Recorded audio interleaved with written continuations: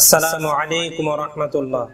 الحمد لله رب العالمين والعاقبة للمتقين والصلاة والسلام على رسوله الكريم وعلى آله وأصحابه أجمعين أما بعد. قال النبي صلى الله عليه وسلم سباب المؤمن فسوق وقتاله كفر متفق عليه. আল্লাহ সুবহানাহু ওয়া তাআলা মানব জাতির হেদায়েতের জন্য নবী করিম সাল্লাল্লাহু আলাইহি ওয়াসাল্লামকে প্রেরণ করেছেন, ধরাপৃষ্ঠে প্রেরণ করেছেন। এবং নবী করিম সাল্লাল্লাহু আলাইহি ওয়াসাল্লাম ছিলেন পৃথিবীর মধ্যে সর্বশ্রেষ্ঠ মানব, সর্বশ্রেষ্ঠ আদর্শবান মানুষ।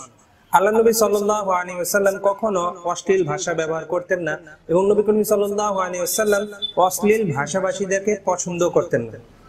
তাই আল্লাহ নবী সাল্লাল্লাহু আলাইহি ওয়াসাল্লাম আমাদেরকে নির্দেশ দিয়েছেন যেন আমরা অশ্লীল খারাপ ভাষা ব্যবহার না করি, এবং অশ্লীল খারাপ ভাষা যে ব্যবহার করা হয় এর অন্যতম উপাদান হলো গালি।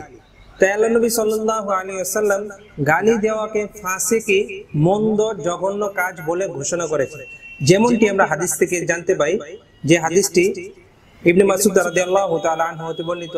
তিনি বলেন যে ক্বালা নবী সাল্লাল্লাহু আলাইহি ওয়াসাল্লাম সিবাবুল মুমিনি ফুসুকুন, আরেক হাদিস আছে সিবাবুল মুসলিমি ফুসুকুন ওয়া কিতালুহু কুফর মুত্তাফাকুন আলাইহি, যে মুসলমানদেরকে, মুমিনদেরকে গালি দেওয়া ফাসিকি, গুনাহের কাজ, গর্হিত কাজ, এবং মুসলমানদেরকে হত্যা করা কুফরি। এটি বুখারী এবং মুসলিম শরীফের হাদিস। তো আল্লাহ নবী সাল্লাল্লাহু আলাইহি ওয়াসাল্লাম আমাদেরকে গালি দিতে নিষেধ করেছেন।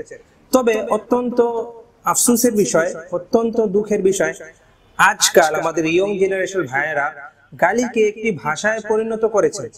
একজন আরেকজনকে ডাক দেয়, একজন আরেকজনের সাথে কথা বলে, সর্বপ্রথম যে কাজটি করে তার গালি দিয়ে শুরু করে। আর এতই জঘন্য গালি যে মা বাবা নিয়ে জঘন্য পর্যায়ে গালিগুলো দিয়ে থাকে। আমাদের সমাজে গালির এখন শৈলাভ হয়েছে, গালির প্রচার প্রসার এমন পর্যায়ে পৌঁছে গিয়েছে যে বাবা সন্তানকে গালি দেয়, সন্তান বাবাকে গালি দেয়, যে বাবা সন্তানকে, তার মাকে তুলে মাকে নিয়ে এমন জঘন্য কথা বলে যে কথা মুখে প্রকাশ করাও সম্ভবপর না। তাদের রুচি এতটাই নিম্নমানের, এতটাই নিকৃষ্ট, এমনও লোক রয়েছে যে তারা তাদের সন্তানকে নিকৃষ্ট গালি দেয়, যে গালির অর্থ ভিন্ন মাত্রা বোঝায়। তো সে তার ছেলেকে শাসন করতে পারে, তাকে আদব শিক্ষা দিতে পারে, কিন্তু ছেলে মেয়ে ভুল করলে এমন জঘন্য গালি দেয় যা একটি খারাপ মহিলাকে মানুষ দিয়ে থাকে। তো তাদের মন মস্তিষ্ক এতই নিচু মানের, সে সন্তানকে এমন নিকৃষ্ট গালি দিচ্ছে, অথচ সে রাত্রে কিন্তু তার স্ত্রীর কাছে যাচ্ছে। তাহলে কি বোঝা যাচ্ছে যে সে নিজে নিজের স্ত্রীকে খারাপ বলছে এবং সে নিজে এর চেয়ে জঘন্য খারাপ হয়ে যাচ্ছে। কারণ কি, রাতের বেলায় তো সে তার স্ত্রীর নিকটেই যাচ্ছে। এজন্য আমাদেরকে গালির মতো জঘন্য কাজ থেকে বিরত থাকতে হবে। আর আমরা অজান্তে আমাদের পিতামাতাকে আমরা গালি দিয়ে ফেলি। এখন অনেকে প্রশ্ন করতে পারেন যে এটা কি করে সম্ভব যে আমরা আমাদের পিতামাতাকে গালি দিই, আমরা আমাদের পিতামাতাকে গালি, এটা একজন সন্তান, আদর্শবান সন্তান কি করে নিজের পিতামাতাকে গালি দিতে পারে? এটি বিষয়, যদিও আমরা আমাদের পিতামাতাকে সরাসরি গালি দেই না, তবে ইনডাইরেক্ট আমরা আমাদের পিতামাতাকে গালি দেই। যেমনটি আমরা বুখারী এবং মুসলিম শরীফের একটি হাদিস থেকে জানতে পাই, নবী করিম সাল্লাল্লাহু আলাইহি ওয়াসাল্লাম বলেছেন যে বড় গুনাহের সময়ের মধ্যে একটি বড় গুনাহ হলো পিতামাতাকে অভিশাপ দেয়া, পিতামাতাকে গালি দেয়া। তখন সাহাবায়ে কেরাম রাদিয়াল্লাহু তাআলা আনহুম আজমাইন ওনারা বললেন যে হে আল্লাহর রাসূল, এটি কি করে সম্ভব যে সন্তান তার পিতাকে গালি দিবে, তার মাতাকে গালি দিবে? তখন আল্লাহ নবী সাল্লাল্লাহু আলাইহি ওয়াসাল্লাম বললেন না, অবশ্যই সম্ভব। কি করে? কারণ যখন কেউ অন্যের পিতাকে গালি দেয় তখন সে তার পিতাকে পাল্টা গালি দেয়, আর যখন সে অন্যের মাকে গালি দেয় তখন সে পাল্টা তার মাকে গালি দেয়। এটি বুখারী এবং মুসলিম শরীফের হাদিস।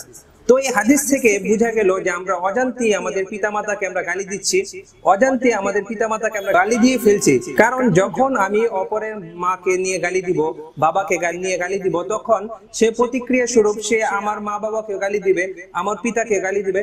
আর এখন সমাজের অবস্থা এতটাই করুণ, এতটাই ভয়াবহ যে আপন ভাই, দুই আপন ভাই ঝগড়া লাগলে সে আপন মাকে নিয়ে গালি দেয়, অপর ভাই তার আপন মাকে নিয়ে গালি দেয়। এজন্য আল্লাহ নবী সাল্লাল্লাহু আলাইহি ওয়াসাল্লাম আমাদেরকে সতর্ক করেছেন এবং বলে দিয়েছেন যে সিবাবুল মুসলিমি ফুসুকুন, যে মুসলমানকে গালি দেওয়া হলো ফাসিকি, ঘৃণ্য জঘন্য কাজ।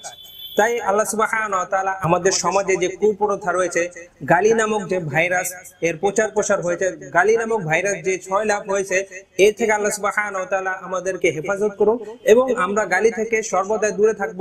কারণ আল্লাহ সুবহানাহু ওয়া তাআলা পবিত্র, আল্লাহ সুবহানাহু ওয়া তাআলা গালিকে পছন্দ করেন না, আল্লাহ সুবহানাহু ওয়া তাআলা কোন ধরনের অশ্লীলতাকে পছন্দ করে না। তো আল্লাহ সুবহানাহু ওয়া তাআলা আমাদেরকে বুঝার এবং আমল করার তৌফিক দান করুন। ওয়া মা আলাইনা ইল্লাল বালাগ। আসসালামু আলাইকুম ওয়া রাহমাতুল্লাহি ওয়া বারাকাতুহু।